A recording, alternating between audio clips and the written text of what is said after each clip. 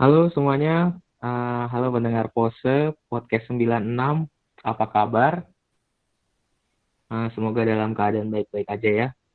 Eh, Kita kenalan dulu kali ya, karena tak kenal maka tak sayang nih. Waduh, Kenalin nih, nama saya Daniel Soci Navau, biasa dipanggil Soci.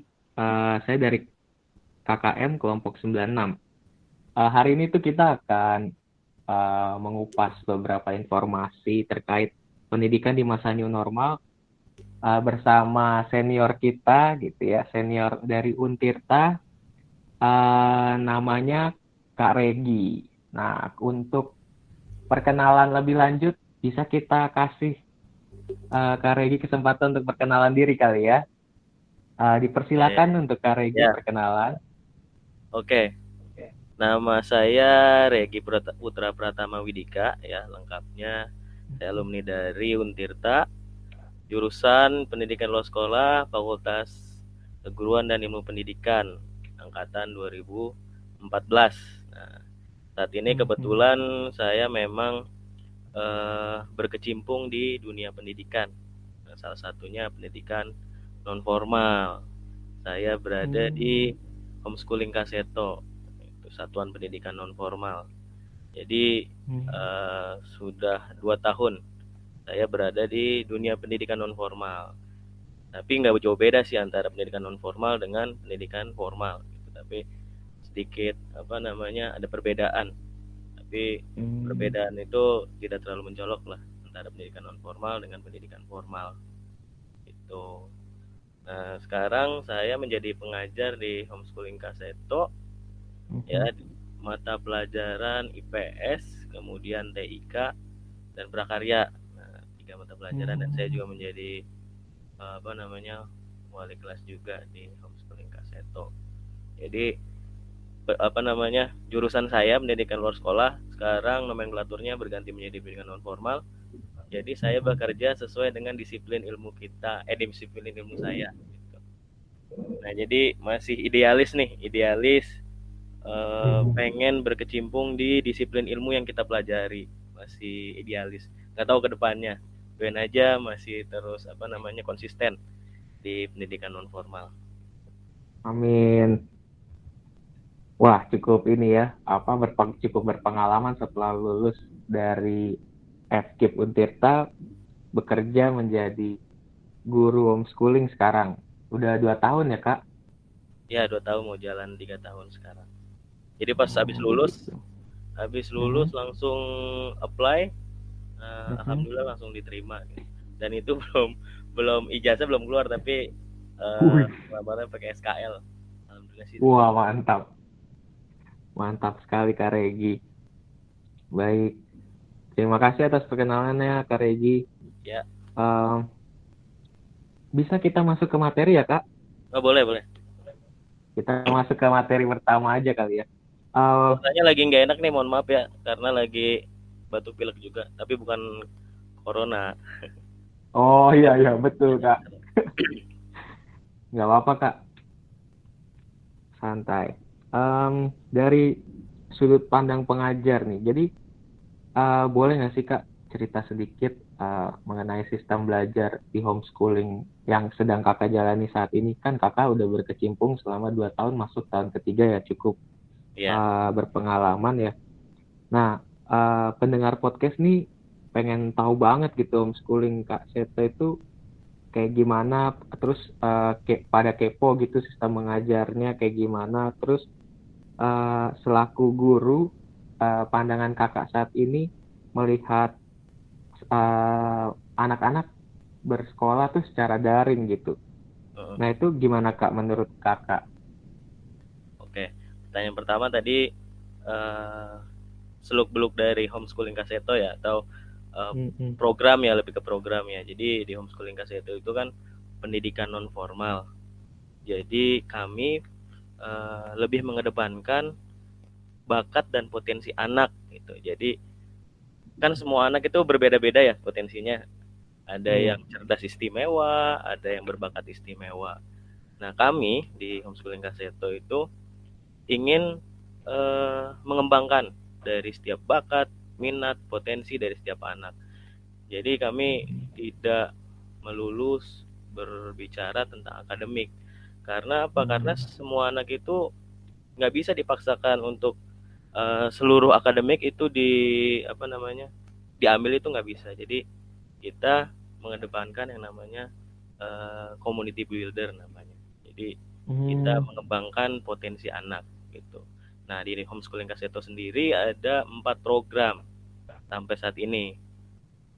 Yang pertama itu program komunitas. Program komunitas itu program yang dimana siswa atau peserta didik itu datang ke sekolah, ya, belajar di sekolah sama seperti sekolah formal, cuman bedanya ya di dalam kelasnya itu maksimal hanya 10 orang.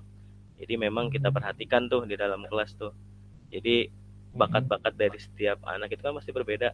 Jadi kita tidak terlalu banyak memperhatikan siswa, jadi kita bisa fokus gitu. Itu yang komunitas. Nah, yang kedua ada distance learning. Dari namanya distance learning, berarti distance itu jarak ya. Itu belajar jarak jauh. Jadi siswa didik yang belajar ya tidak hadir di sekolah, tetapi belajar di rumah. Tetapi kami tutor itu memberikan silabus, tugas, modul dan lain-lain untuk siswa ini bisa belajar di rumah. Entah itu bisa belajar dengan tutor private-nya, bisa belajar dengan orang tuanya gitu. Nah, tapi tetap untuk ujian itu harus hadir homeschooling Kaseto. Itu yang distance learning. Tetap kita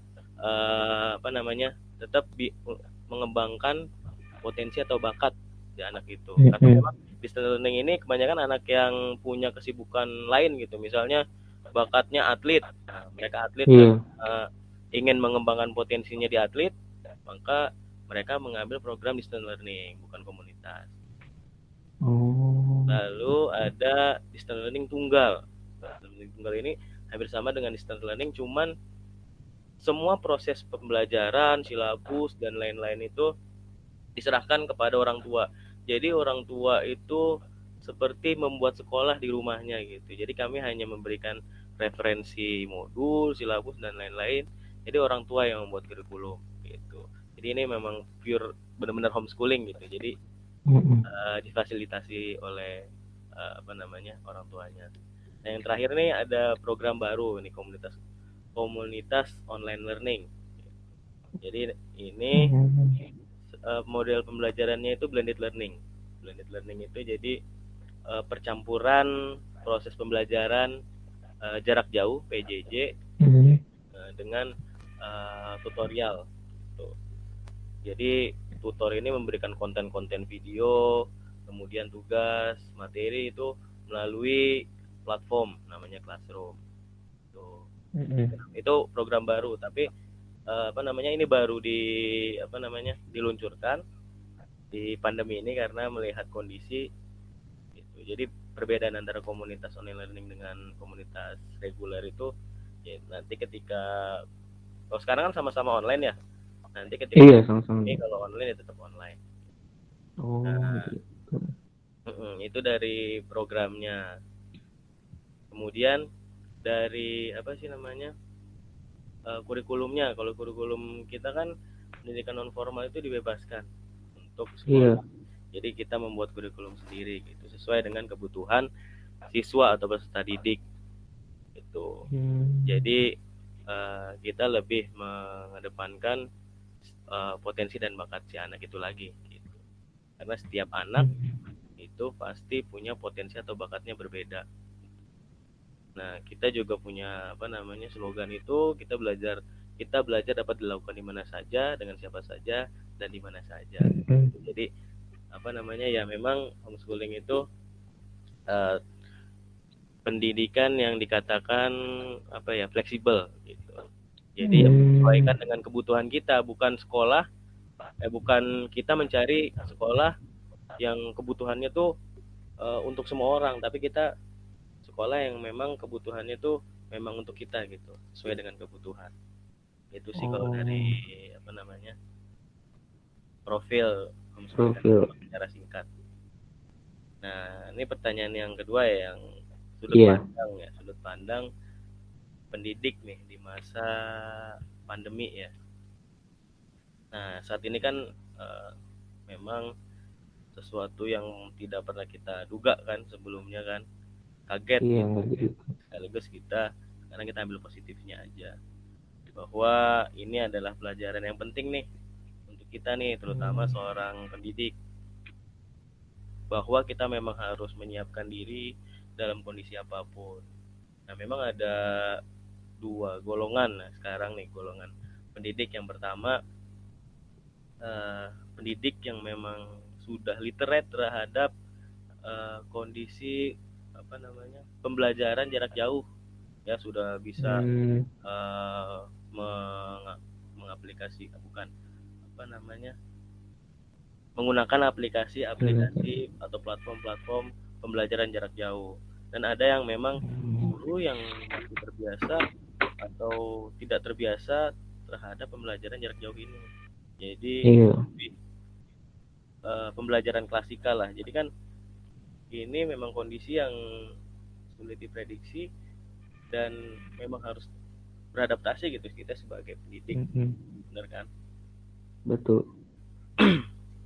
Jadi kita sebagai pendidik juga beberapa curhat gitu dari teman-teman saya di kalangan pendidik, memang apa namanya, terkaget-kaget gitu. Terkaget-kaget. Jadi sekarang ini memang harus membutuhkan kreativitas dan inovasi yang lebih gitu. Jadi kita sebagai pendidik intinya dalam kondisi seperti ini siap dalam kondisi apapun dan harus bisa beradaptasi, karena kita sebagai manusia hakikatnya itu kita harus bisa beradaptasi dengan kondisi apapun. Harus terbiasa memberikan konten pembelajaran yang kreatif, karena kan saat ini kita ketahui bahwa di anak-anak ini sekarang belajar di rumah ini kan sangat membosankan ya.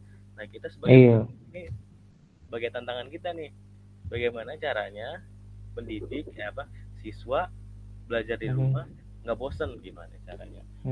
Caranya ya kita berpikir keras, menggali inovasi kita, berpikir kreatif agar pembelajaran online atau pembelajaran daring ini menjadi maksimal gitu, agar siswa tidak bosan belajar di rumah. Karena banyak juga nih siswa, ada beberapa siswa yang memang nanyain kapan sih Kak masuk ke sekolah, kapan sih Kak masuk ke sekolah? Karena memang siswa itu kan kalau di rumah kadang jenuh gitu ya, kalau disuruh sekolah kadang nggak mau kan. Iya benar. Sekolah itu ya siswa ini pengen ketemu teman-temannya gitu, kangen dan pengen bersosialisasi dengan teman-temannya gitu. Karena kan kalau daring seperti ini sosialisasinya juga terbatas gitu. Jadi hanya lewat layar kan, dan waktunya juga terbatas. Jadi dalam kondisi seperti ini sebagai seorang pendidik atau pandangan seorang pendidik ya, jadi perasaannya tuh campur aduk, ada khawatir ya, ada khawatir, sabar, sedih, dan pastinya ini cambukan kita untuk selalu bisa semangat.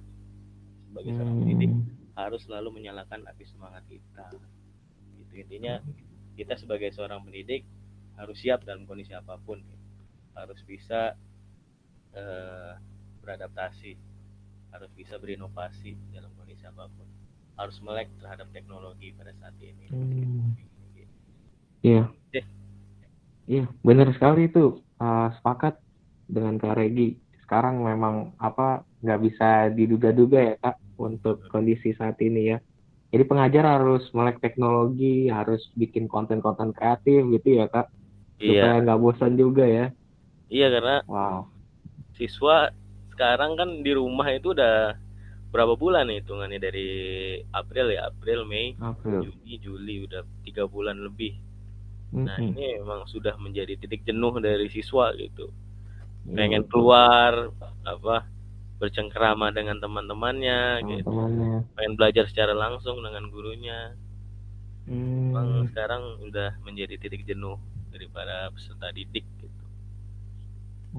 Gitu ya. Mudah-mudahan kondisi seperti ini bisa segera berakhir harapannya anak-anak. Amin. Wah, itu sih. Iya. Oke, makasih Kak. Eh Tadi pemaparannya di materi satu ini. Oh ya Kak, mau tanya kalau misalkan guru-guru tersebut, kalau yang di daerah gitu, kalau memiliki pandangan seperti itu juga cukup bagus berarti ya Kak, untuk memajukan wilayah-wilayah yang masih belum melek teknologi ya. Iya, jadi di beberapa daerah juga kan karena keterbatasan fasilitas, ya, keterbatasan Mhm. teknologi, sinyal, kuota dan Mhm. lain-lain.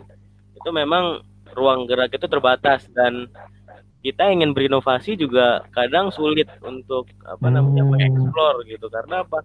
Karena iya. fasilitas, kemudian teknologi juga tidak memadai gitu. Bahkan kemarin di Kalimantan juga saya dengar gitu, dapat Mhm. informasi bahwa anak-anak di sana dengan apa gurunya itu belajar dengan menggunakan HT HP. karena Hmm. keterbatasan sinyal di sana, jadi hanya bisa memakai gelombang radio gitu kan, gelombang radio bisa memakai HT. Nah, anak-anak belajar Mhm. menggunakan HT gitu, jadi kayak lagi Hmm. apa namanya perang menggunakan HT, Bro, iya. menggunakan gelombang radio. Gelombang radio ya. Kita sebagai seorang pendidik harus Mhm. apa namanya pinter-pinter tuh gimana sih caranya nih kalau misalkan pembelajaran seperti ini menggunakan HT lalu Hmm. terbatas, apalagi eh, guru matematika mengajari Iya. matematika yang memang harus melihat bagaimana proses dari penghitungan Mas.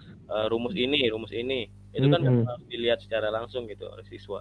Nggak bisa kalau misalkan secara verbal kita dengerin, nah itu kan sulit Iya. untuk diterima juga gitu. Memang ada sisi-sisi apa namanya susah juga gitu untuk berinovasi. Makanya kita memang harus pendidik ini sekarang memang dituntut harus berpikir keras, harus bisa beradaptasi dengan kondisi seperti ini Hmm. di wilayah manapun.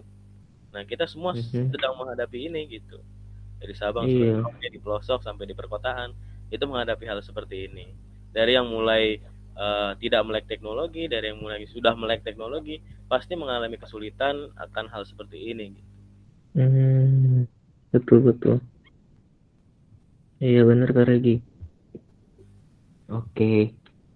Makasih Kak Regi penjelasannya. Iya. Hmm. Kita bisa masuk ke selanjutnya kali ya.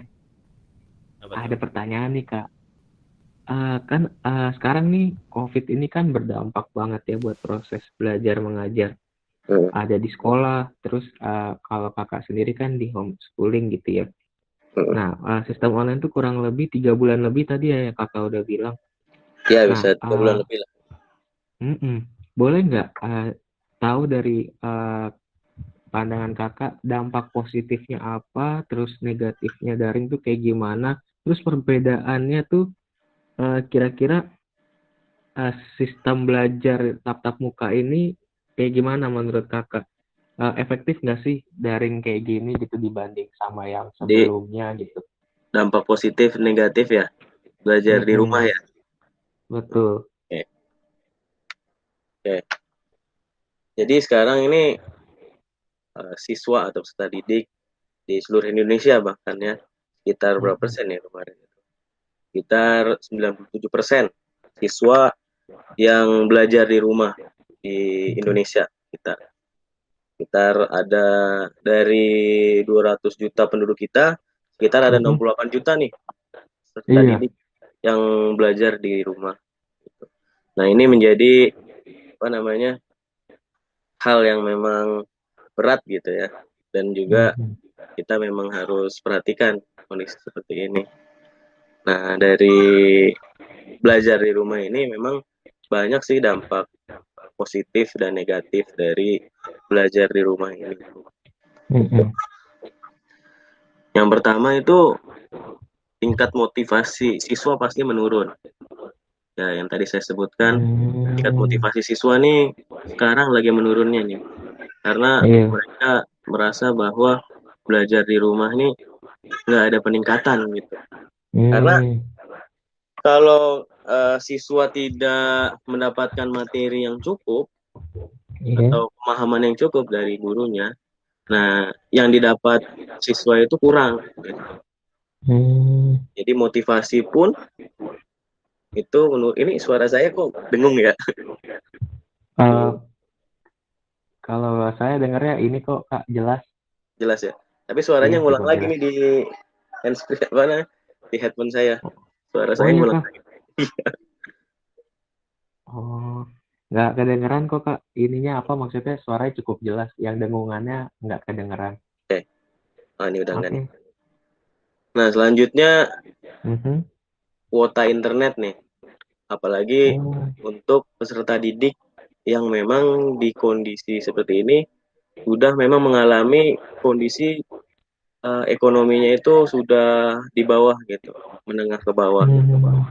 Nah, kan mereka sulit ya untuk Iya membeli betul. kuota internet.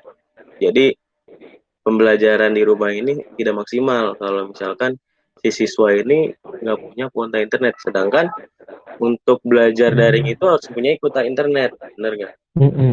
Ya kan, Betul banget. harus punya kuota internet yang cukup, ya, sinyal yang Mm-mm. baik kalau misalkan untuk tatap muka gitu. Nah, sisi lainnya juga kalau misalkan siswa ini nggak bisa hadir di Iya. proses KBM, pastinya kan diberi tugas pengganti kan. Nah, akhirnya Mm-mm. tugas menumpuk, terus waktu pengerjaannya juga pendek, akhirnya siswa apa? Stres. Akhirnya siswa stres. Iya. Ini bisa berdampak pada psikologi siswa juga nih, hal-hal seperti Hmm. itu. Itu yang selanjutnya mungkin fasilitas. Nah, setiap orang itu pasti punya fasilitas berbeda-beda nih. Antara siswa dengan guru, ya. Dan guru. Orang tua juga pasti punya fasilitas tuh terbatas gitu, fasilitas Terbatas. terbatas, ya kan? Misalnya ada kejadian kemarin gurunya itu harus eh, menjemput bola gitu. Jadi menghadiri Hmm. siswa-siswa untuk belajar gitu. Jadi datang Hmm. ke rumah-rumah gitu. Jadi karena apa? Karena siswanya nggak punya gadget, nggak punya Hmm. fasilitas. Akhirnya si guru ini ya mau gimana lagi tuh? Ya harus apa namanya datang ke rumah-rumah agar Hmm. pembelajaran tetap berlangsung. Karena fasilitas itu sih fasilitas yang paling penting. Ketika kita belajar Mm-mm. daring, kita tidak siap dengan fasilitas, ya inilah konsekuensinya. Gitu. Iya. Betul. Terus Hmm. selanjutnya tidak semua guru terbiasa dengan model pembelajaran jarak jauh atau PJJ. Mungkin kalau misalkan sekolah-sekolah yang memang sudah menerapkan PJJ, guru yang sering menerapkan PJJ itu lebih mudah gitu beradaptasi. Tapi untuk Mm-mm. guru-guru yang memang belum terbiasa dengan model pembelajaran jarak jauh akan sulit untuk beradaptasi. Contohnya Iya. guru-guru yang ada di pelosok desa, guru-guru yang Mm-mm. ada di uh, luar daerah. Nah, itu kan fasilitas Mm-mm. terbatas dan mereka tidak pernah apa namanya menerapkan model pembelajaran PJJ, Iya. pembelajaran jarak jauh gitu. Jadi inilah dampak negatifnya karena Dampak guru tidak negatifnya. siap dengan model pembelajaran PJJ, akhirnya kalang kabut Mm-mm. kan. Bagaimana nih? Iya. Akhirnya harus apa lagi? Harus belajar lagi gurunya gitu. Mm-mm. Gurunya harus apa namanya mendapatkan pelatihan-pelatihan lagi. Jadi waktu akan terbuang terus tuh. Nah, tapi ada sisi Iya. positifnya nanti. Itu dari Hmm. positif siswa dengan gurunya. Nah, untuk orang tua juga sekarang nih orang tua banyak kan yang kita dengar nih bahwa, waduh ngurus apa namanya ngurus anak sendiri ternyata ngajarin anak Iya. susah gitu kan, Iya. pusing, stres. Akibatnya orang tua juga stres, ikut stres Iya. kan tuh. Karena apa? Hmm. Karena orang tua tiba-tiba jadi guru dadakan nih, kan nggak punya Iya, kompetensi guru dalam dadakan. mengajar ya kan. Mm-mm. Ya udah, akibatnya apa? Akibatnya orang tuanya stres dalam mengajari. Akibatnya apa? Akibatnya imbasnya kepada anak itu sendiri. Akibatnya ya anak ini menjadi pelampiasan emosi dari orang tuanya Orang kebanyakan. tuanya. Jadi Hmm. karena apa? Karena menjadi guru dadakan itu tidak mudah gitu sebagai orang Mm-mm. tua gitu. Terus Iya. Itu dampak negatifnya. Terus selanjutnya ada lagi dampak di masyarakat perkotaan, siswa-siswa yang berada di kota, Di kota. menengah ke atas lah, ekonominya menengah ke Mm-mm. atas. Itu pengeluarannya itu bertambah pasti. Karena apa? Karena yang biasanya semuanya berada di luar rumah ketika pagi sampai sore, semuanya Mm-mm. berada di rumah, baik itu orang tuanya work from home, Mm-mm. anaknya school from home, semuanya memakai listrik. AC Iya. yang sebelumnya dari pagi mati, biar sekarang nyala terus AC karena Mm-mm. biasa pakai AC. Terus komputer dan lain-lain, pasti Iya. pengeluaran di rumah itu bertambah gitu. Hmm. Semuanya sih, semua orang pasti mengalami seperti ini gitu. Tetapi yang imbas yang paling besar ya orang-orang yang memang konsumsi di rumahnya itu besar gitu ketika berada di Besar. rumah. Itu dampak Hmm. negatifnya. Kemudian kita masuk ke dampak positif nih. Iya, Nah, ada baiknya juga nih di pembelajaran ada daring ini. baiknya. Salah satunya adalah kita sebagai seorang pendidik menjadi lebih melek IT atau teknologi lah. Jadi kita Hmm. sebagai seorang pendidik yang sebelumnya buta akan teknologi, buta akan Mm-mm. pembelajaran jarak jauh, saat ini mau tidak mau, suka tidak suka, kita harus belajar mengenai bagaimana caranya belajar daring. Ya, artinya Daring. kita harus belajar melek teknologi. Gitu. Mm-mm. Jadi semua guru sekarang harus belajar bagaimana caranya menyelenggarakan kegiatan belajar mengajar itu secara daring. Harus melek terhadap Hmm. teknologi. Teknologi. Jadi riset juga menunjukkan nih kemarin pembelajaran daring itu meningkatkan penguasaan informasi jadi seorang pendidik dalam waktu yang Hmm. singkat gitu. Jadi Dalam waktu yang singkat. ini ya baik positifnya kita sebagai pendidik juga mendapatkan ilmu-ilmu gitu. Sekarang banyak nih pelatihan-pelatihan untuk guru ketika Oh.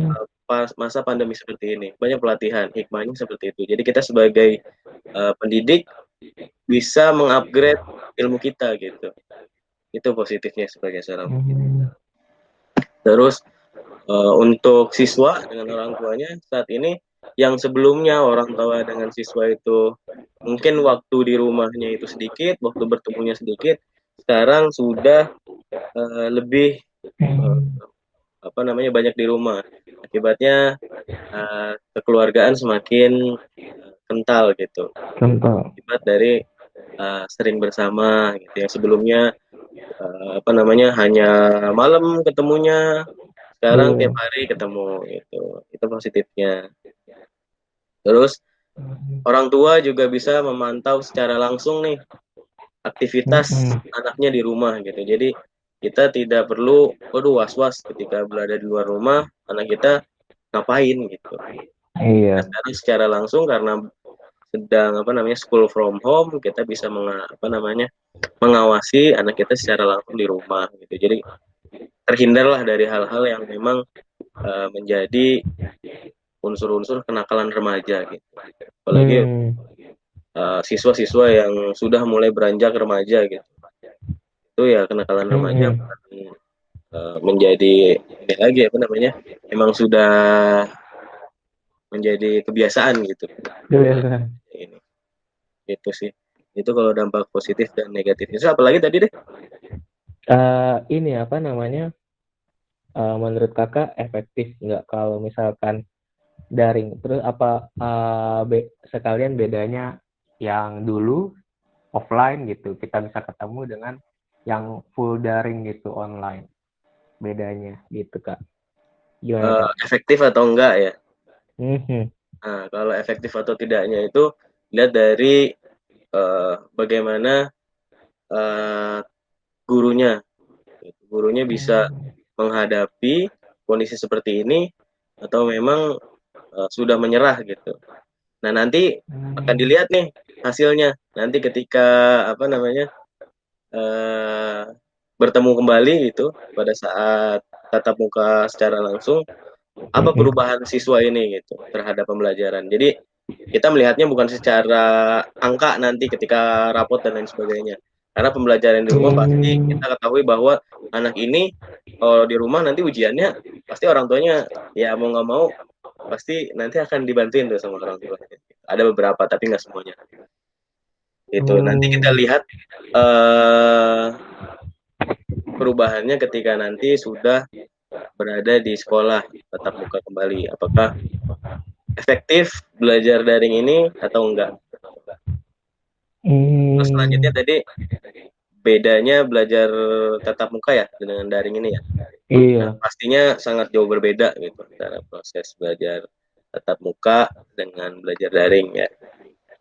Terutama saat menjelaskan materi, lalu kalau misalkan ingin games dan lain-lain agar anak tidak bosan, itu lebih sulit nih lewat daring atau online ini.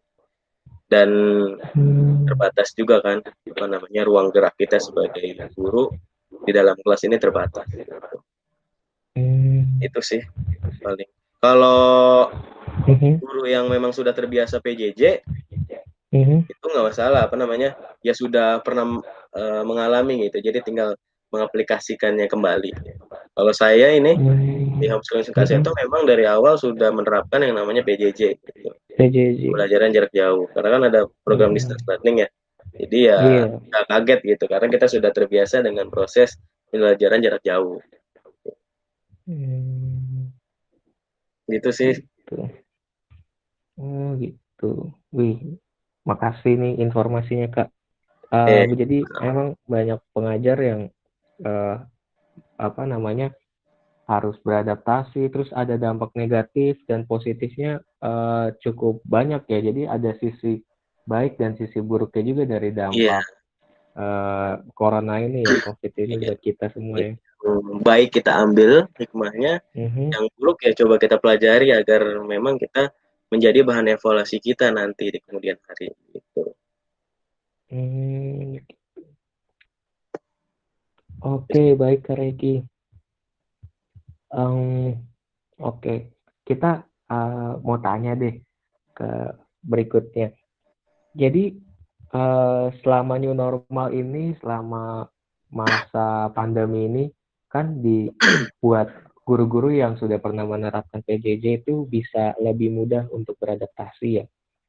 Nah, kalau misalkan buat guru-guru yang lain nih Kak, kan banyak ya yang belum beradaptasi secara menyeluruh, apalagi nanti kalau misalkan masuk sekolah ada evaluasi gitu ya tentang siswanya kayak gimana dan sebagainya gitu. Nah, untuk penerapan strategi belajar ke depan tuh bisa kali Kak dikasih tips and trick strategi yang efektif di masa new normal gitu. Terus kalau boleh tahu tips-tipsnya boleh dikasih tahu ke teman-teman podcast kita ini.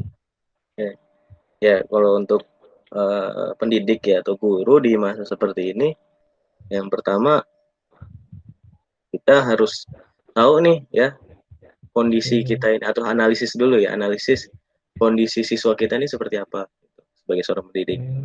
Latar belakang siswa ini kita semuanya mayoritas apa? Apakah menengah ke atas atau menengah ke bawah? Jadi kita bisa tahu nih bagaimana ada gambaran bagaimana kita cara mengajarinya gitu. Yang kedua, mungkin kita menentukan teknologi yang digunakan ya atau platform istilahnya yang digunakan gitu. Nggak perlu canggih, namun dipastikan efektif gitu dan mampu mendukung tujuan belajar dari proses pembelajaran itu.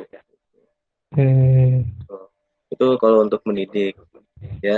Terus juga kita sebagai pendidik nih, karena kan pembelajaran jarak jauh ya, kita harus mensosialisasikan juga nih pembelajaran jarak jauh ini kepada orang tua ya, untuk melaksanakan proses KBM juga ketika di rumah gitu. Jadi kita sebagai pendidik kita mensosialisasikan juga kepada orang tua gitu. Jadi orang tua itu diberikan materi ya, dan mereka gitu yang menerjemahkan ya, kurikulum yang kita berikan gitu.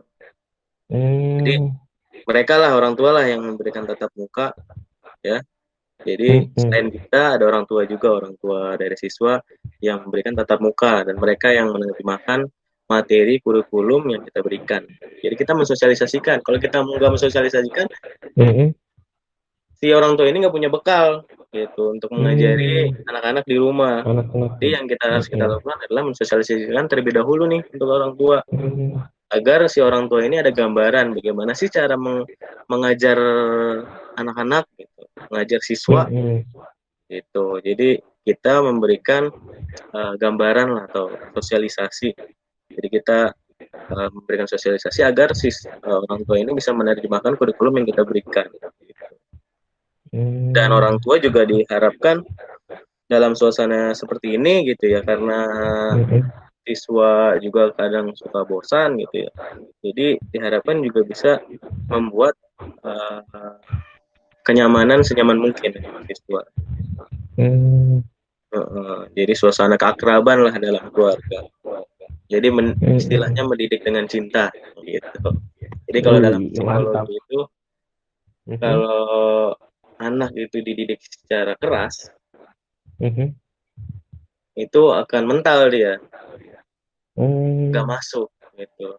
Tapi kalau dididik dengan dengan perasaan, dengan kasih sayang, mereka akan menerimanya. Gitu. Nah, itu tadi untuk tutor ya. Jadi yang pertama kita harus tahu nih gambaran siswa kita seperti apa. Yang kedua, menentukan platform yang harus digunakan, nggak harus canggih, tapi dipastikan efektif. Yang kedua kita harus yang ketiga harus mensosialisasikan kepada orang tua, karena siswa pastinya di rumah dengan orang tua itu waktunya lebih banyak daripada dengan kita. Nah, untuk orang tua di rumah harus bisa menjadi teman orang tua dan guru, sekaligus menjadi guru gitu. Dan harus mengetahui nih orang tua apa yang diinginkan oleh anak gitu, karena anak ini cenderung bosan, jenuh di rumah. Nah, kita tanya nih, pengen apa gitu belajarnya, mau gimana, karena kita ketahui bahwa anak itu punya punya cara belajar itu berbeda-beda loh gitu. Ada yang auditorik itu menggunakan suara gitu, jadi si anak ini bisa belajar ya dengan mendengar gitu. Jadi tipe belajar anak itu berbeda-beda. Yang pertama auditorik gitu. Yang kedua visual dengan gambar-gambar. Jadi siswa itu atau anak-anak itu belajar ya, bisa belajar dengan baik itu dengan melihat gambar-gambar visual. Terus ada juga yang cara belajarnya kinestetik. Nah, kinestetik ini berarti dia belajarnya mempraktekkan. Jadi lebih banyak bergerak. Jadi kalau misalkan bergerak, dia lebih masuk ke ke otaknya gitu. Jadi cara belajar itu berbeda-beda. Jadi kita sebagai orang tua, kita juga harus memahami nih anak kita cara belajarnya seperti apa, atau apakah auditorik, ataukah kinestetik, ataukah visual.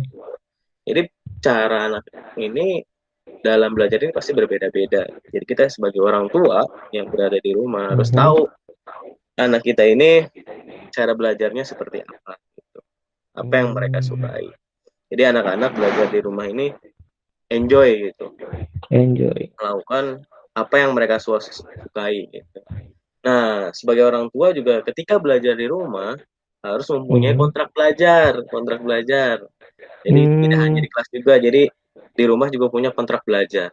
Jadi misalnya, kontrak belajar ini harus disepakati antara orang tua dengan si anak gitu. Jadi sama seperti di kelas, harus disepakati oleh kedua belah pihak gitu istilahnya.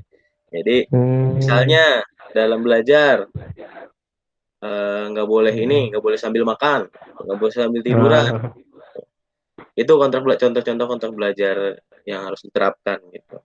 Terus juga harus ada reward, kemudian punishment juga harus. Jadi ketika si anak ini mendapatkan suatu hal yang bagus, ya kita sebagai orang tua ya harus memberi reward Reward. dalam hal apapun. Nah, ketika salah juga ya harus diberi punishment. Tapi punishmentnya yang memang harus punishment yang mendidik gitu, tidak Mendidik. kekerasan dan lain-lain. Karena ditekankan sekali lagi untuk orang tua ya pada saat ini, karena kondisi mental anak-anak saat ini sedang bisa dikatakan terpuruk, ya kita harus mendidik dengan rasa kasih sayang, karena mental mereka sekarang sedang tidak bagus. Itu sih paling strategi pembelajaran yang mungkin bisa di sharing. Berarti orang tua dan keluarga tuh jadi peranan penting ya buat strategi belajar di masa new normal ini ya Kak. Jadi ketiga elemen ya, antara pendidik, siswa dan orang tua ini memang harus bisa berkolaborasi dengan baik agar tercapainya nih pendidikan yang baik untuk siswa. Jadi harus saling bekerja sama untuk apa? Untuk nanti masa depan anak kita gitu, masa depan bangsa Indonesia juga gitu bilang. Gitu. Oke, baik Kak. Terima kasih untuk strategi belajarnya di masa new normal ini. Semoga ya, bermanfaat buat yang lain itu aja ya. gitu yang saya tahu gitu. Jadi ya terbatas lah. Nanti bisa dicari di referensi lain gitu. Iya. Oh iya Kak. Kayak langkah strategis tadi Kakak bilang ada menentukan platform yang efektif gitu kali ya. Kan kita tuh langkah strategis pasti di dunia pendidikan tuh nggak Indonesia yang terdampak COVID tuh nggak cuma Indonesia kali ya Kak, di dunia juga terdampak gitu ya, seluruh dunia. Dan saat ini dunia nih sama-sama berjuang gitu untuk menghadapi COVID dalam dunia pendidikan lah khususnya saat ini. Nah, kira-kira kondisi saat ini tuh harusnya kan ada kebijakan pemerintah gitu ya dalam pelaksanaan operasional di lapangan atau yang berperan besar bagi tenaga pendidik gitu. Ada nggak sih Kak kira-kira langkah strategis dan solusi dari kakak sendiri untuk dunia pendidikan di Indonesia, apalagi di masa new normal, pendidikan Indonesia kebijakan Kak atau apa gitu. Saya mulai dari di luar dari kondisi new normal ya, jadi saya sedikit mengkritisi untuk pendidikan di Indonesia gitu. Jadi kita menganggap pendidikan Indonesia ini ya, kita lihat bahwa sekolah ya saat ini seperti apa ya. Jadi beberapa anak itu menganggap sekolah ini seperti penjara gitu ya. Jadi anak ini kadang untuk datang ke sekolah aja ya susah. Datang ke sekolah tuh jadi intinya bukan untuk belajar, hanya ketemu teman selesai. Jadi masih menjadi dianggap menyebalkan lah. Nah, bagaimana caranya agar sekolah ini menjadi tempat yang memang menyenangkan gitu untuk siswa gitu. Dengan cara ya semua sekolah harus menerapkan sekolah ini ramah terhadap anak gitu. Bagaimana caranya sekolah ini menjadi rumah yang menyenangkan untuk untuk siswa gitu, untuk anak-anak. Karena sekarang siswa juga menganggap sekolah ini sebagai penjara gitu. Jadi itu yang membuktikan bahwa sekolah itu bukan tempat untuk belajar dan membangun kecerdasan, malah menjadi momen menakutkan untuk siswa. Jadi sekolah saat ini itu jadi seperti apa ya? Hanya sebuah permainan yang kita mainkan untuk mendapatkan nilai gitu. Jadi kita sekolah ini tujuannya untuk apa? Untuk angka aja. Jadi sistem pendidikan kita ini dibuat ya seperti itu.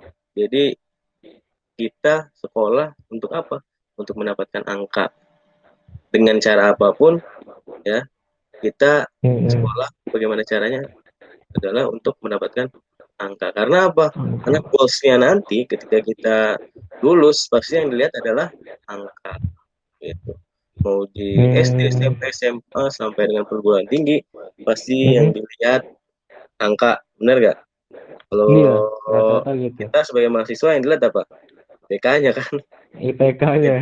Nah, jadi itulah. Jadi apa namanya sistem pendidikan saat ini dibuat itu ya tujuannya untuk apa?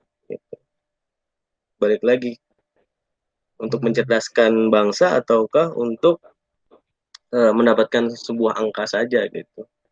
Untuk apa namanya mencerdaskan bangsa, apa namanya meningkatkan moral.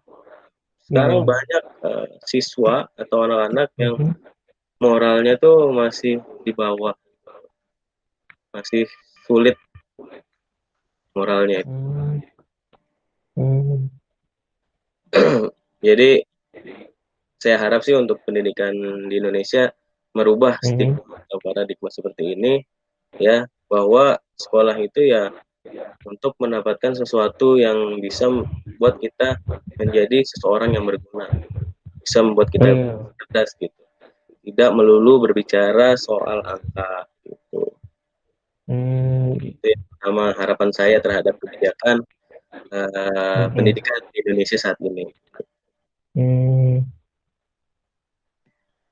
Tuh, terus juga saat di sekolah ya, ketika guru nih misalnya lagi membahas soal misalnya, pasti yang ditanya apa?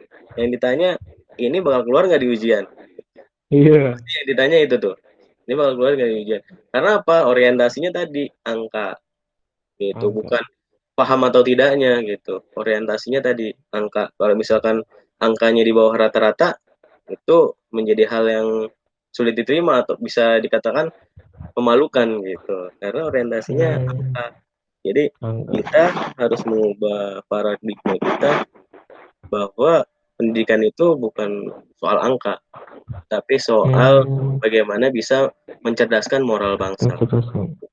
Karena akar dari pendidikan bangsa adalah moral itu sendiri. Itu. Nah, untuk para pendidik juga saya harap mengubah pembelajaran yang monoton gitu. Saat ini tuh anak itu dimasukkan semua pelajaran gitu. Semua pelajaran itu dimasukin ke kepalanya, dicokokin, disuapin, kemudian dimuntahin tuh ketika ujian gitu. Jadi semua dimasukin ke kepalanya, gimana nggak stres ya kan anak. Jadi semua anak itu kan nggak apa namanya ya, nggak semuanya bisa gitu untuk semua ilmu gitu. Jadi semua ilmu dicekokin ke otaknya itu nggak bisa, karena semua anak itu pasti punya kecerdasan masing-masing. Mau cerdas akademik, cerdas apa namanya emosional, cerdas bakat, potensinya itu beda-beda pasti. Potensi anak itu pasti beda-beda, bakat anak itu pasti beda-beda. Ada yang cenderung ke akademik, ada yang cenderung ke non akademik. Itu. Jadi harapannya ya sistem pendidikan kita ya kalau bisa sesuai dengan potensi kita gitu, sesuai potensi anak gitu. Jadi siswa itu tidak semuanya dicekokin semua ilmu gitu, karena semua siswa itu pasti punya karakteristik atau bakatnya masing-masing. Jadi pendidikan yang benar itu ya harus mengajarkan sesuai dengan minat bakat dan potensinya gitu. Harus bisa mengembangkan potensi anak, karena setiap anak itu pasti berbeda. Jadi kalau kita lihat dari kata pendidikan ya, pendidikan dalam bahasa Inggris kan education ya. Education berasal dari bahasa Latin, berarti edus, yang berarti membawa keluar artinya. Jadi ya kita mengeluarkan bakat dari seseorang dan membuatnya menggapai cita-citanya gitu.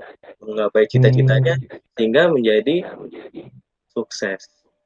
Itu sih apa namanya? Dari kata pendidikan itu education. Education berasal dari kata Latin eduus yang artinya mengeluarkan. Ya kita harus mengeluarkan bakat dari seseorang dan membuatnya bisa menggapai cita-citanya dan bisa membuatnya menjadi sukses. Hmm. Nah, saat ini sekolah juga Mhm. tidak terlalu besar banyak pengaruh ya. Pengaruhnya Iya. terhadap bakat. Lalu dicekokin ilmu-ilmu yang memang bukan kemampuannya, akhirnya anak itu stres Gitu. gitu. Iya, benar banget itu, Kak. Oke. Jadi harapan saya sih di pendidikan Indonesia ini ya Mhm. ibaratnya ikan nggak Iya, bisa disuruh manjat pohon gitu, manjat pohon. ya kan? Bener kan? Iya. Ikan itu Iya, nggak betul. bisa disuruh untuk manjat pohon. Ikan itu bisanya berenang. Sama Mhm. seperti siswa. Siswa yang minatnya olahraga, nggak bisa dia suruh Olahraga. ngapalin rumus-rumus Pitagoras, Rumus. aritmatika dan lain-lain. Itu nggak bisa. Mhm. Itu sih jadi harapannya ya di pendidikan di Indonesia ini bisa berubah paradigmanya tidak melulu soal angka ya, harus bisa Mhm. merubah bahwa pendidikan ini ya harus sesuai dengan kondisi atau kebutuhan anak-anak itu sendiri gitu. Apalagi di masa Hmm. kondisi pandemi seperti ini ya, yang memang Mhm. Betul. butuh kebijakan-kebijakan yang memang strategis gitu untuk bisa mengatasi hal-hal seperti ini gitu. Dan harapan saya sih seperti Hmm. itu. Gitu. Itu sih. Oke, baik, Kak. Terima kasih. Kita mau masuk sesi terakhir nih, Kak. Apa tuh? Sesi pertanyaan gitu. Hmm. Ada beberapa nih pertanyaan-pertanyaan dari uh, apa viewers kita, dari publik kita yang antusias banget buat podcast ini gitu. Ini Kak, ada pertanyaan pertama. Mau disebutin semua pertanyaannya atau dijawab satu persatu, Kak? Coba deh satu persatu dulu coba. Satu persatu dulu aja ya. Yang pertama dari Amara Sakina. Bagaimana upaya kita sebagai pelajar agar tetap maksimal dalam belajar di masa sekarang ini, Kak? Oke, boleh Apa dijawab, tadi? Kak? Bagaimana upaya kita sebagai pelajar agar tetap maksimal dalam belajar di masa sekarang ini? Belajar di masa sekarang ini artinya belajar di rumah, ya kan? Heeh. Jadi ya Mm-mm. kita sebagai seorang pelajar ketika belajar di rumah ya harus bisa membuat suasana belajar kita senyaman mungkin gitu. Hmm. Jadi nggak bisa kalau misalnya kita belajar di rumah suasananya suasana yang tidak mengenakan. Itu pasti bisa membuat konsentrasi kita menjadi menurun gitu. Terus Hmm. kita tidak harus memporsir apa namanya waktu belajar kita. Misalnya karena lagi belajar daring, tugas banyak, Iya. akhirnya kita Heeh. memporsir tuh. Biasanya kan gitu ya. Heeh. Nah, caranya ya kita harus membagi waktu. Jadi jangan memporsir Hmm. karena eh, otak kita atau tubuh kita mempunyai keterbatasan. Jadi tidak Hmm. memporsir dalam waktu belajar. Agar apa? Agar otak kita selalu fresh gitu, dalam kondisi Iya. belajar di rumah gitu. Terus eh, bagaimana sih agar nggak bosan ya? Biasanya kan orang Iya. belajar itu bosan ya belajar di rumah. Iya. Nah, nggak apa-apa tuh kita misalnya lagi belajar Mhm. eh, dengan sesuai dengan karakter kita belajar, misalnya audiovisual, kita belajar Oh, gitu. misalnya sambil dengerin. Itu ya dengan Mhm. cara belajar kita sendiri aja gitu. Misalnya Mhm. audiovisual, kinestetik ya kita praktekkan gitu. Kalau visual ya kita belajar misalnya melalui video gitu. Jadi ya Hmm. sesuai dengan kondisi saat ini ya kita harus bisa memahami diri kita juga diri kita sendiri gitu untuk belajar. Mhm. Tuh. Nah, agar tidak jenuh juga dan agar tidak kebablasan juga, misalnya kita lagi Mhm. belajar tuh pasti megang gadget, bener nggak? Iya, benar banget tuh. Gadget ini harus kita kita beri ruang gitu. tapi tidak diberi ruang pada saat kita belajar. Di saat kita belajar, gadget ini ya disingkirkan dulu. Nah, Iya. gadget itu ya kita punya waktu sendiri tuh gadget time misalnya. Setelah Mm-mm. belajar misalnya ada waktu bermain gadget misalnya 1 sampai 2 jam gitu untuk main gadget agar tidak jenuh gitu. Biasanya kan gadget ya Mhm. untuk bersosialisasi juga dengan teman-teman ya kan, untuk Iya. melihat informasi juga gitu. Jadi ada beberapa yang memang harus dibatasi juga dan harus diberi apa namanya ruang tersendiri juga gitu. Jadi intinya belajar di rumah itu ya Mhm. harus bisa memanage waktu sebaik mungkin. Itu sih. Hmm, gitu. Oke. Ada Em, lagi? a- ada lagi. Ada dari Bagus 12.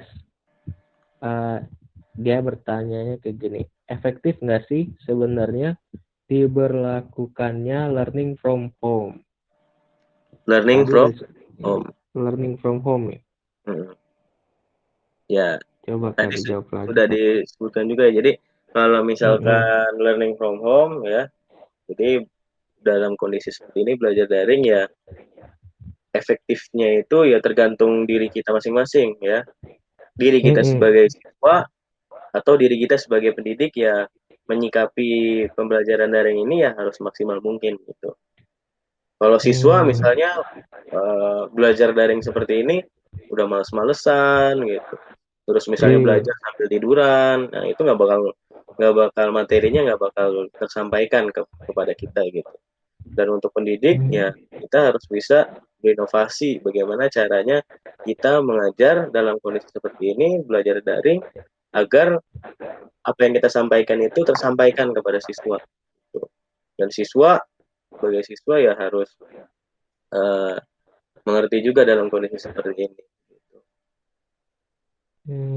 Gitu. Jadi ya efektifnya itu ya ketika sudah bisa bertemu secara tatap muka, apakah ada perubahan dalam siswa? Nah itu bisa dilihat dari situ. Oke. Ya, masuk ke pertanyaan terakhir nih Kak. Dari Yohana. Kalau dari Kakak, bagaimana menentukan parameter penilaian untuk murid Kakak sendiri? Gimana tuh Kak? Apa namanya? Parameter ya, parameter penilaian. Parameter penilaian, iya. Jadi kalau saya sih menilai itu yang pertama karakter sikapnya. Jadi sikapnya ini ada 7 nilai yang saya sikap. Ada 7 nilai yang saya nilai. Yang pertama tanggung jawab, Iya. sosialisasinya, kemudian percaya dirinya, kemudian kerjasamanya, lalu toleransinya, lalu 7 nilai itu apa aja saya lupa deh. Percaya diri, kemudian sosialisasi udah ya tadi. Tanggung jawab. Dan terakhir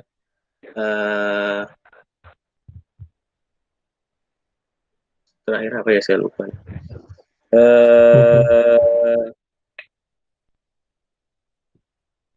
Oh ya, integritas. Integritas. Jadi 7 nilai yang menjadi parameter penilaian saya. Jadi karakter dari sikapnya gitu. Ada 7 nilai yang saya nilai tadi saya sebutkan. Jadi yang saya nilai itu lebih ke sikap dari masing-masing peserta didik sih. Kalau untuk nilai pelajaran itu ya hanya beberapa persen lah. Karena saya tahu untuk siswa itu tidak semuanya bisa dalam mata pelajaran yang macam-macam gitu. Pasti ada salah satu yang mereka tidak bisa. Gitu. Jadi penilaiannya ya di sikapnya, di karakternya. Gitu. Itu sih. Gitu.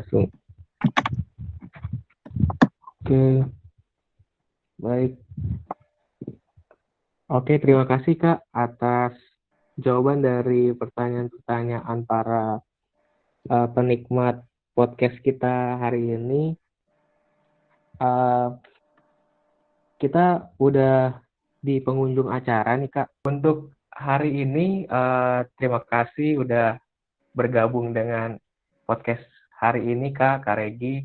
Iya, Uh, sama-sama. Bisa aku bacain dulu kesimpulannya kali ya Kak Regi untuk hari ini. Iya, silakan.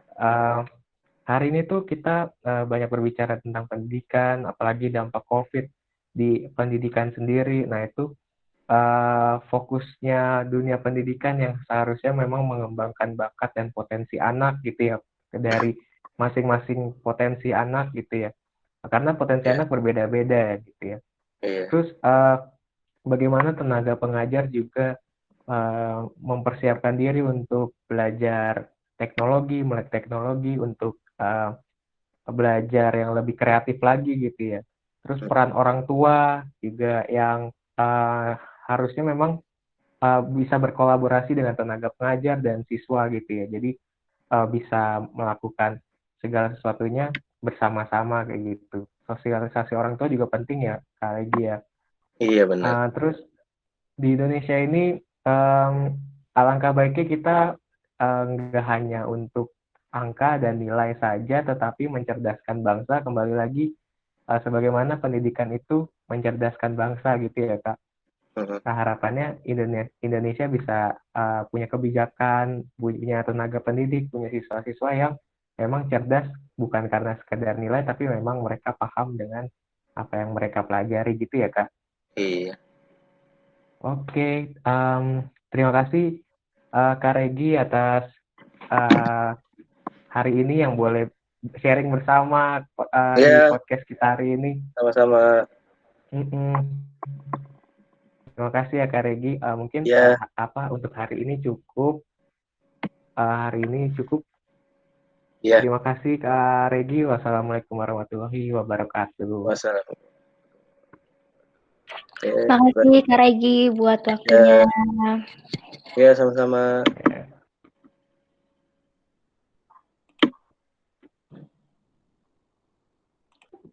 Halo? Halo, iya Kak. Sesi foto ya?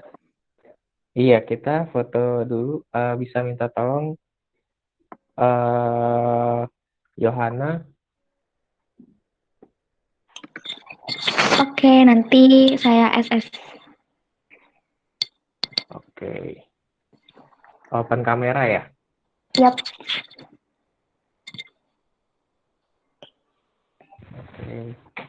Oke, aktifkan kamera ya? Iya. Kak. Udah tampil belum? Udah Kak. Sudah.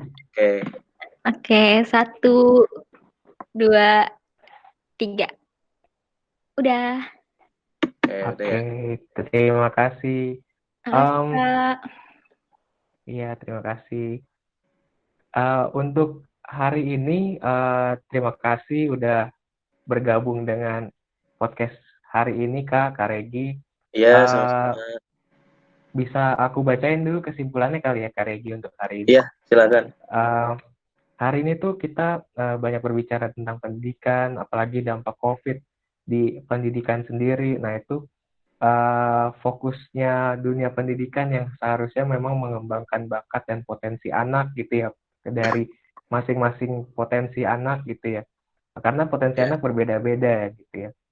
Terus bagaimana tenaga pengajar juga mempersiapkan diri untuk belajar teknologi, melek teknologi untuk belajar yang lebih kreatif lagi gitu ya. Terus peran orang tua juga yang harusnya memang bisa berkolaborasi dengan tenaga pengajar dan siswa gitu ya. Jadi bisa melakukan segala sesuatunya bersama-sama kayak gitu. Sosialisasi orang tua juga penting ya, Kak Regi ya. Iya, benar. Terus di Indonesia ini alangkah baiknya kita nggak hanya untuk angka dan nilai saja, tetapi mencerdaskan bangsa. Kembali lagi, sebagaimana pendidikan itu mencerdaskan bangsa gitu ya Kak. Nah, harapannya Indonesia bisa punya kebijakan, punya tenaga pendidik, punya siswa-siswa yang memang cerdas bukan karena sekedar nilai, tapi memang mereka paham dengan apa yang mereka pelajari gitu ya, Kak. Iya. Oke, terima kasih Kak Regi atas hari ini yang boleh sharing bersama di Ya, podcast kita hari ini. sama-sama. Terima kasih ya Kak Regi. Mungkin Ya, untuk hari ini cukup. ya. Terima kasih Kak Regi. Wassalamualaikum warahmatullahi wabarakatuh. Wassalam.